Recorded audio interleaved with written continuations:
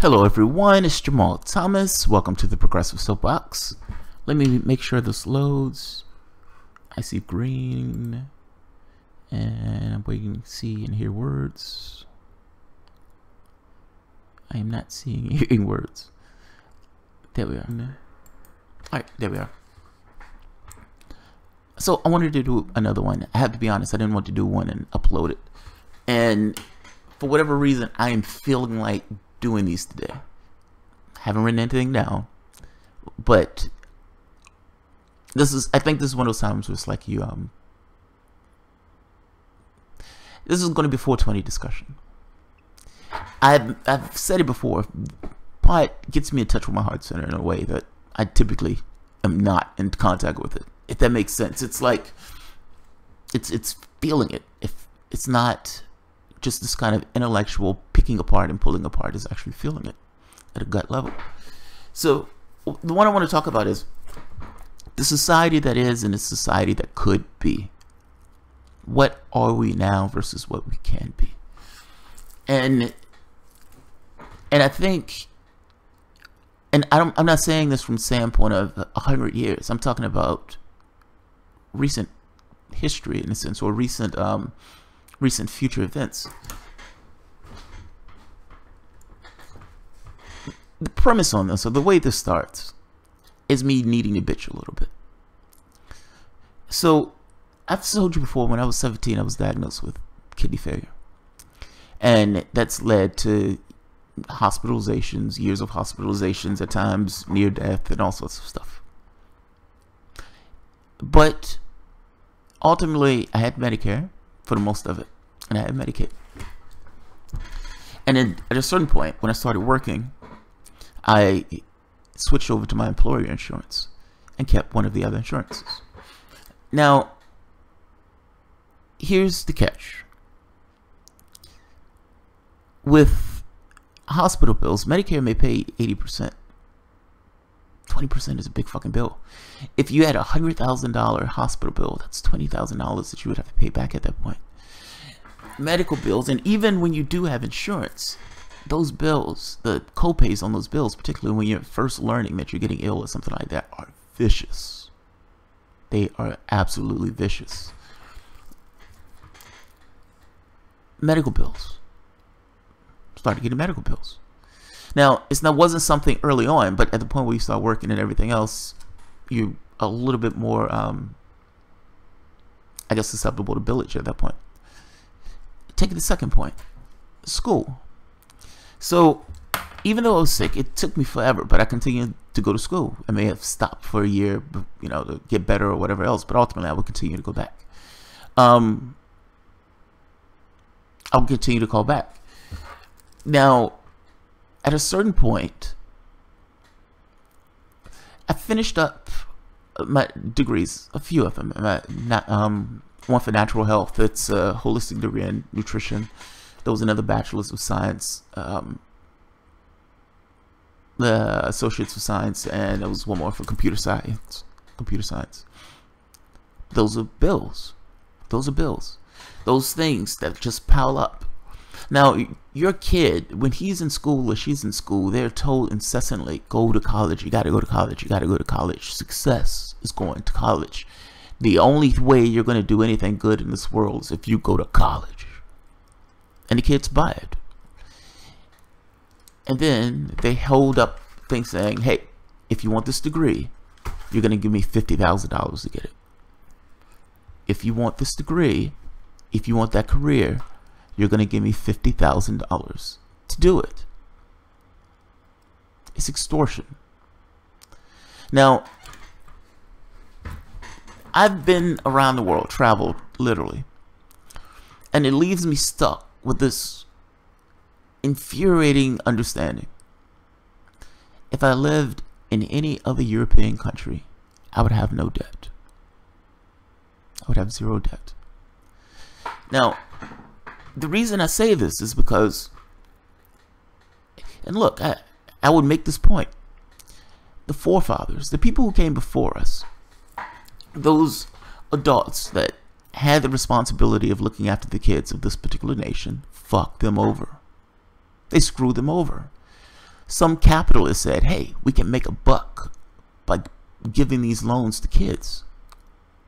We can make a buck on the backs of somebody else's kids, on the backs of our own children. And that's what took place.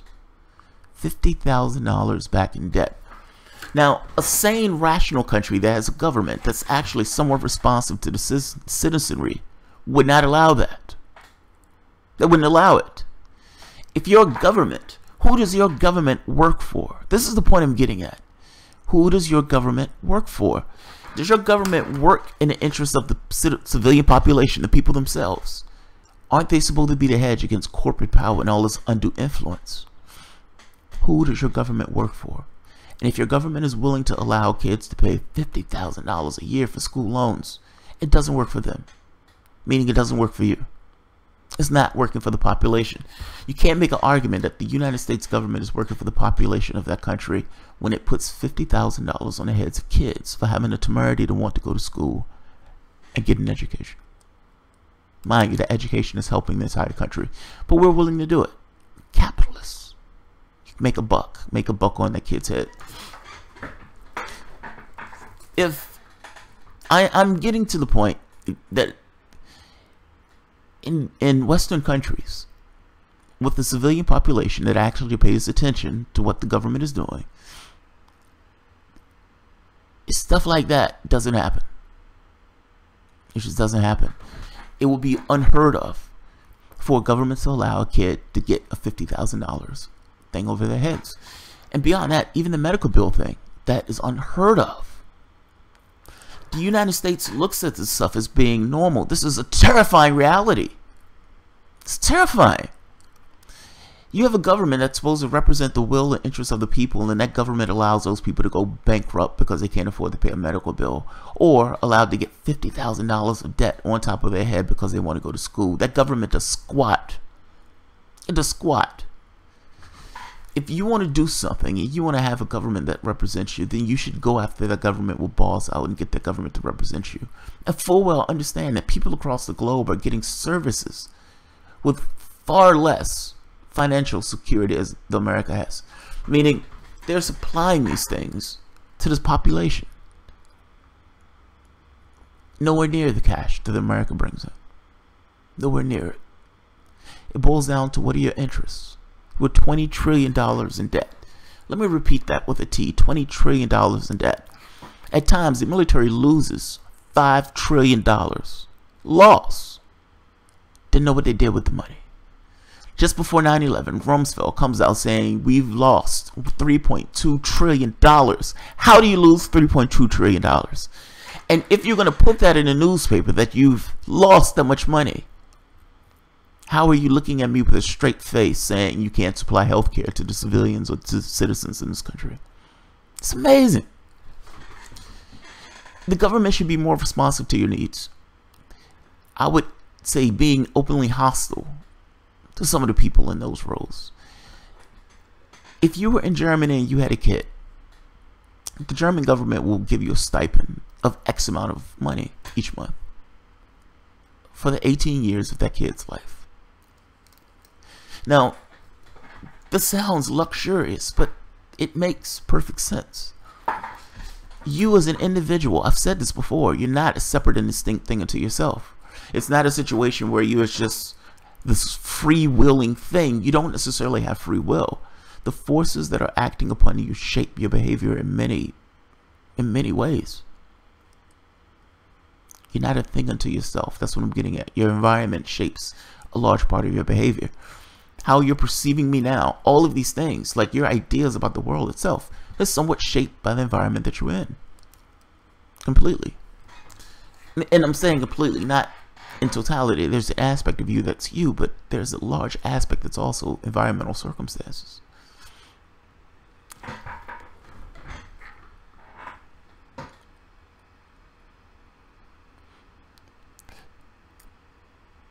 Who does the government work for? That's the bare bottom bones of the question. Who does the government work for? Are corporations people? Now, if corporations are people too, and the government works for corporations in this way, how does that make you feel? That feel some kind of way. Like, even saying that corporations are people cheapens what it means to be alive. It cheapens it. You have this virus of sorts that only responsibility is to maximize its profit. And you're calling that a person. What the hell are you, if that's a person? It cheapens life to have any notion of corporations being people. And this gets across this level of artificiality of the construct itself, this game space, that you could even say something like that. It's amazing. I would say all of these groups, these disparate groups that are fighting for these individual things, be it environment, be it Black Lives Matter, be it lesbian, gay, etc., etc., all of these disparate actions, the actions themselves aren't bad. They're just missing the point. You're not going to get people to do something contrary to what the system is pushing them to do. The ways that they're behaving is purely for this idea of how much profit can I accrue, how much status can I accrue. You're fighting the wrong battles. The battle that you need to fight is against the model itself. Those disparate groups need to work together. That's the point I'm getting at. If you're trying to get anything done, you need to attack the model itself. Your issue is the model. The problem is the model. Any policy that weakens that model gets you closer to your goal of a better goddamn world. But right now, there is a profit motive of getting cash off the heads of kids. There's a profit motive. There's a profit motive of pushing these ideas of war. Everything has a profit motive. And the system itself is eating itself just from the standpoint of technology. Making the stuff cheaper and everything else. I'm not going to go back into that one, but you can have a different world. There's nothing forcing you to have your world in this particular way. This arrangement is purely contrived. We ourselves persist this arrangement. It can change. The question is, how do you change it? What are the policies that you put in place to change it? And when I say policy, I mean, yeah, policy. Either you're going to have this emancipatory revolution where people are grabbing pitchforks and machetes and they're running to post offices and police stations. That could happen. I don't necessarily want that to happen in that way. That's kind of terrifying. Or it's going to be legislative. Toppling a republic of sorts. Putting in something in a new order of things. That's probably the... Look, I suspect... I don't know a solution other than the latter. That doesn't necessarily involve this kind of wild, out of control situation. But the question becomes, what are the policy choices that you make if you get in that office that can lessen the ravages of capitalism? Because ultimately, all of these groups are fighting vestiges and aspects of the exact same thing. It's like you're trying to chop heads off of a monster. The body itself is capitalism. Garnome. If people were rational, we could have a different world. They do not appear to be rational. It would take a crisis for us to change. Yeah, that's true. I agree. That's why I don't stress it. I don't overly bitch about this, because I just assume that we're going to hit a rock and that rock will force change. It's not necessarily something people will say, hey, these scientists, they're pretty good at analyzing physical materiality. And these guys, after they build all of the stuff using technology, scanning the cosmos with the technology, but on the climate change thing, no, that's okay. We don't want to believe that part. We don't want to believe that part. Any rational species would heed what they were saying and change immediately. Immediately. Fuck the economy if your world is at stake. If you understand what I mean. It's like people are like, well, hey, how is this going to affect the economy? How is global catastrophic environmental damage going to affect the economy? I would imagine there's somebody there who's saying, hey, if we can rebuild, that's going to make me a buck.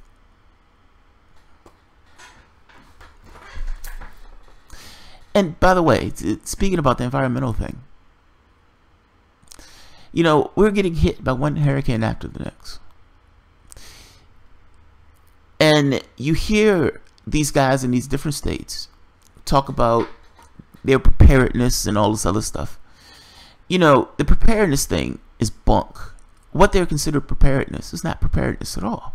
If you know that you're going to have stronger hurricanes, you would try to harden your infrastructure. Maybe not put power lines above ground, maybe putting power lines below the ground, maybe having different access points of leaving the city. Hey, maybe building new roads out of the city so everybody's not necessarily trying to get one road out of the city. There are options that people can do and try to lessen the severity of these things. They just don't take them. In our country, it looks at as, well, no, we don't want to tax anybody. So we don't have the revenue to do things like that. So we just don't do things like that.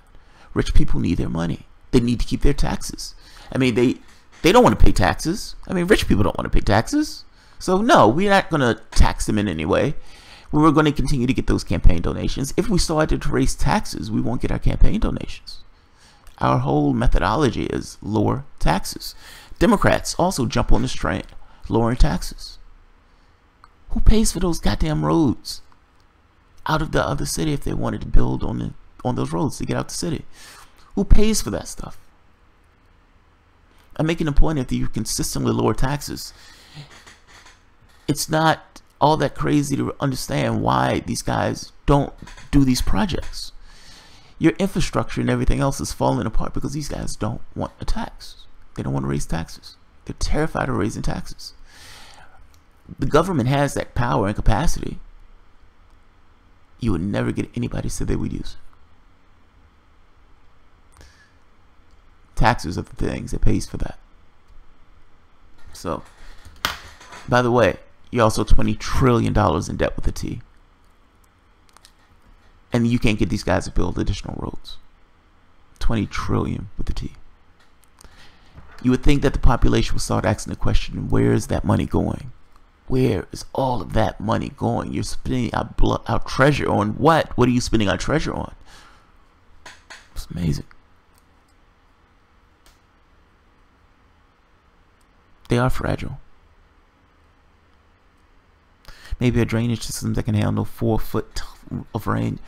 Look, we need to accept this thing that climate change is real. Now, even for people who say it's not real, do you really want to take the chance and not do shit about it? And what is the advantage, economically or otherwise, of not doing anything about it? This is the part that blows me away in this conversation. Even if you disagree with it and you say, I don't believe it exists, how is more jobs a bad thing? I don't give a shit if somebody goes and digs a ditch and then put that dirt back in that ditch and that guy gets $40 for the day and say, hey, thank you for your work. I don't care.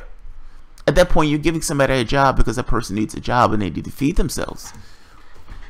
The green energy thing is just a win-win. I would have it to the point where they were putting solar panels on people's houses and make those houses solar energy independent. Completely energy independent. You're freeing the individual at that point from an energy bill. At least from the standpoint of his house. Who's going to be against that? There would be people to be against it, meaning this kind of oil and gas. But I'm talking about from a human being standpoint. What human being is going to be against getting rid of their power bill for each month? They don't take these steps. They don't consider these steps. These things are completely off the table. They're paid by certain people to do certain things. Part of that is to lower their taxes so they don't touch it. You only have 2 parties. It's not like you have to put a huge amount of money out for 4 or 5 parties. You only have 2. The money is spread around. If I give this guy $1 million, that's great. I'm getting $20 million back in return in regards to tax cuts or whatever else regulation that he's going to let pass. It's a business interest. That's all. That's all it is. So, yeah. Look, all I'm saying is, what we have in this country with this much wealth, and you have $20 trillion in debt, you don't have high-speed rail. The United States could be ahead of the curve on all of this stuff, and it's not. It's not. There was something else I wanted to say about this. I can't remember what it was. Yeah, I can't think of what it was. So,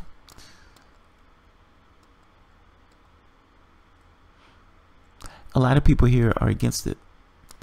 the green energy New Deal. But that's kind of my point. I don't understand why. Like, it's a win-win. Even if you're conservative, at the very least, hey, you're getting more jobs. They're constructing new jobs. All of these people are going to be working their jobs throughout the United States with solar power. Who the hell is against that? That is amazing. I mean, unless you're just taking this ideological position of global warming doesn't exist, so even if you're doing something great for the rest of the country, I don't want to deal with it because global warming doesn't exist. That's an insane perspective. That's all I'm saying. That's a win-win. You're getting people back into the job market with decent paying jobs that are in this country, in the United States. I just find that's amazing that somebody's against it. Yeah. It's like, you can have this complete argument with me about climate change. I think you're completely wrong, but you can have that argument with me. But the second part of the thought is one job after the next throughout the United States that pays extraordinarily well. Because guess what? The other jobs are not coming back. Capitalism is a Ponzi scheme and it's eating itself. Those jobs, even if Bernie Sanders took that office, they're not coming back. They're not coming back. A company's goal is to make profit. It does that by pushing down labor costs and pushing down production costs. So yes, if I can fire an American worker and pay somebody $3 instead of paying them $15, I'm going to do that. I'm a capitalist. I can make more money. I can ship that product back into the United States because we've gotten rid of trade tariffs and all this other stuff on it. So yes, I'm still selling the product in the United States, but no, I fired that American worker. That guy no longer has a job, and that guy can no longer afford to buy the product that corporation is selling. That's a recipe for disaster. Take it to another level. Maybe I don't ship the job overseas. Maybe I automate it. All these people are fighting for $15 an hour, and those people should get $15 an hour because those hamburger companies are making out like bandits. But the company owner says, yeah, man, fuck this. I'm tired of this. I'm putting in a robot. You go to McDonald's, there's a console that does everything. Drop fries, hamburgers, the works. That worker's out of a job. Where does that guy go? When he gets to the point that labor is more expensive than just putting in a robot, that company is going to put in a robot. It has nothing to do with society. It has everything to do with maximizing their profits. Their goal is to maximize profits. People act as if these things are, you know, like the McDonald's clown is some real thing. It's not a real thing, dude. It's the lie that the company puts over itself to get you to buy shitty hamburgers. Now,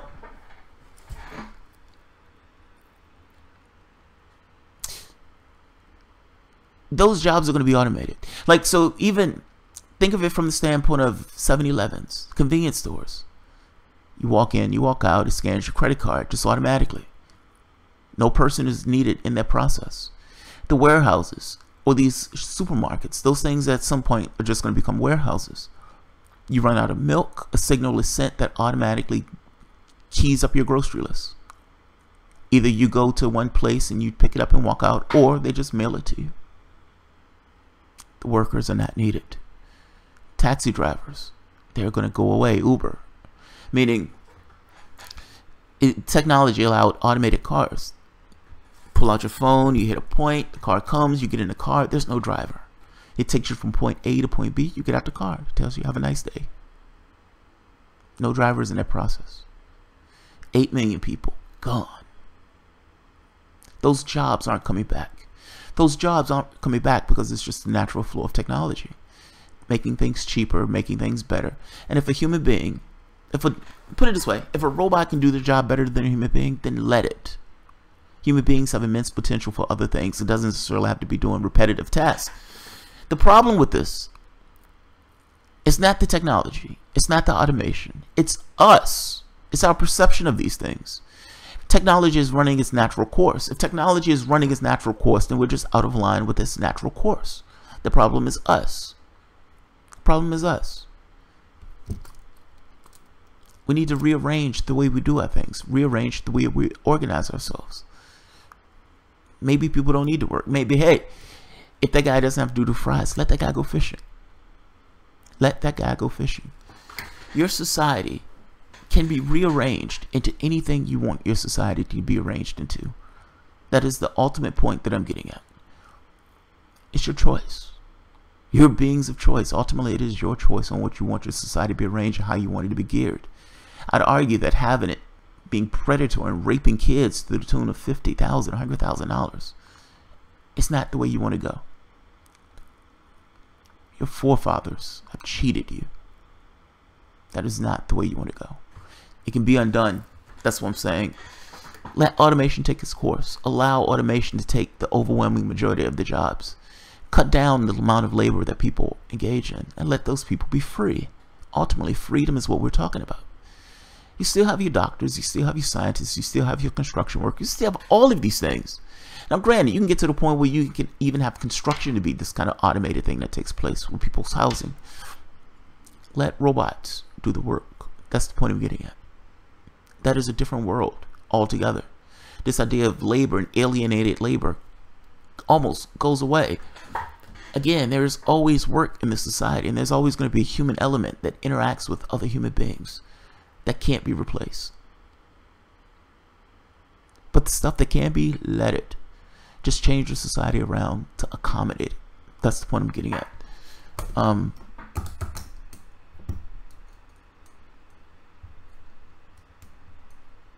Yeah.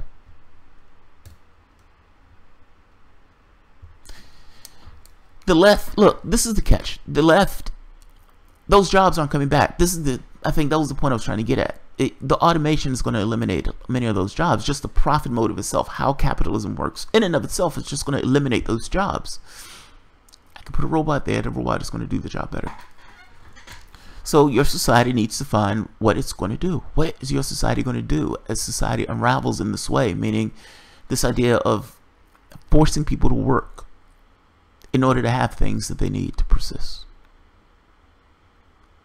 Scarcity is not real. It's not real. That guy is not sleeping on the street because there are no homes. He just doesn't have access. We've forbidden him to have access. Yeah.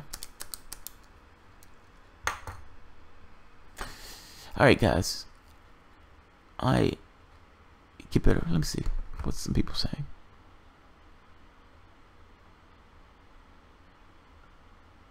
McDeath. You know, just to put a fine point on it, if you had a society that represented the interests of the public, like honestly, represented the interests of the public, government is public sector. That's supposed to represent your interests. That's what I'm getting at. That's kind of what I want to really nail home. It's supposed to represent your interests. You should be pissed off at your government when it's not representing your interests, when it's very clearly not representing your interests. You can look at it, just the statistics. Legislation that's passed has nothing to do with what the public wants. It has everything to do with who's paying those guys. That's not representing our interests. Not at all. So, but what if it did? What if it did? If McDonald's, eating McDonald's, let's say in 20 years, 30 years, what if it's found that eating McDonald's for 20, 30 years may cause cancer? The heart disease, the issues that people have, the physical elements that they have as they get old, that those things aren't necessarily just normal occurrences of the human body, that the things that we eat, the things that we consume, the air that we breathe, the way we live our lives is causing it. Does a good government come in and say, well, in the same way that cigarettes cause cancer, this stuff also causes cancer, we can't allow it? What is government overreach in that case? What does it mean to have a good government in that case? Yeah, I don't have an answer to that. When the guy in New York tried to shut down soda, saying people could only have, what, 12 ounces of soda or something like that, and they were like, this nanny state and all this other stuff, I don't know where those boundaries should end and begin. If we're saying that tobacco causes cancer, then certainly the shit that people have at McDonald's and these fast food places, McDonald's has a vested interest in making profit. The hamburger is a side product. It's just the gig that they do. It's the stupid human trick that they use to get that profit. They follow the premise of every other capitalist: lower production costs. You're not getting a hamburger with this awesome quality. You're getting the cheapest hamburger that they can find that you would agree with or agree to eat. There's a major difference in those things. It has nothing to do with your health. It has nothing to do with quality. It has everything to do with how much profit can I make in this endeavor. In this system, whatever is taking place is always a side point. The goal is cash. Whatever they're doing, it's just the scheme that they're using to get it. Integrity is not necessarily built into that process. In fact, integrity costs money.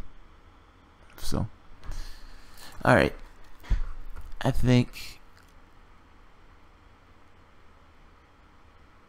let's see.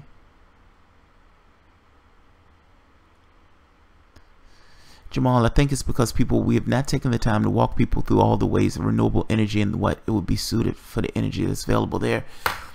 Look, we have technology where we can arrange our cities in ways that conserve power and energy, but are also cutting edge technology in regards to energy production. Imagine having a sidewalk where as you walk on the sidewalk, it collects that kinetic energy and transfers it somewhere else and uses for some service or some energy in some particular sector. All of the people on the subway stations walking back and forth. This technology already exists. If I'm not mistaken, it's in Japan. They're walking on just all of the people walking back and forth on the subway. They collect that energy and use it for something else. That's clever and creative ways of achieving energy. Solar power. Solar power is going to get better as it goes on, but what about regulation that requires houses to have that, and having that the United States government will supply it? You get a rebate, you get XYZ. We need to combat climate change. There's an asteroid that's about to hit the planet, so yes, we need to find ways to cut down on energy.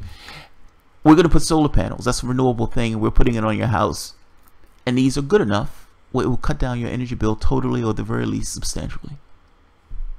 You're welcome from the US government. You're welcome. We're here to help. There are ways to do it, man. Your problem is cash. Your problem is cash. Like, ultimately, you have resources to do whatever you want to do. You have mass amounts of resources at your disposal living on this planet. Your issue is cash. Cash is the intermediary between those things. Cash is a problem between those things. If you have resources to do a project, as a civilization, shouldn't you be able to just do that project? If you haven't organized yourself in a way that would allow your civilization to just do that project, then that's a failure of organization, of the way you've organized yourselves. Having this idea that cash is always the intermediary between anything that really needs to get done or should get done should point to a problem in the way you've organized yourself. That's what I'm getting at. We have the technology to build maglev trains that can go from point A to point B, that can travel the world. The problem is cash. You have the skills, you have the know-how, you have the resources, meaning at your disposal. You have the human capital, you have the human knowledge of doing it. The problem is cash. The problem in your society is cash. That's the problem. That's the inhibitor. Of all the things that you want to do of creating this new world, the inhibitor to that is cash. You live in a capitalistic society. That society limits creativity and limits these ideas of production. They like to boast of this idea of production and everything else, but ultimately it's the opposite. It's the opposite. Think of all the shit that you could have built by now. Think of all the things that you would have loved to have in this country. Meaning maglev trains, having these guys scientists. Think of all the people in this country that might have wanted to go to college but didn't want to deal with the expense. What percentage of those people would have been fucking brilliant? And what percentage of that would have started some company, some new device, some new creation that other people would have loved and marveled over? We waste our resources, human and otherwise. That's the point I'm getting at. Alright guys, I am going to call it a night. It's almost midnight.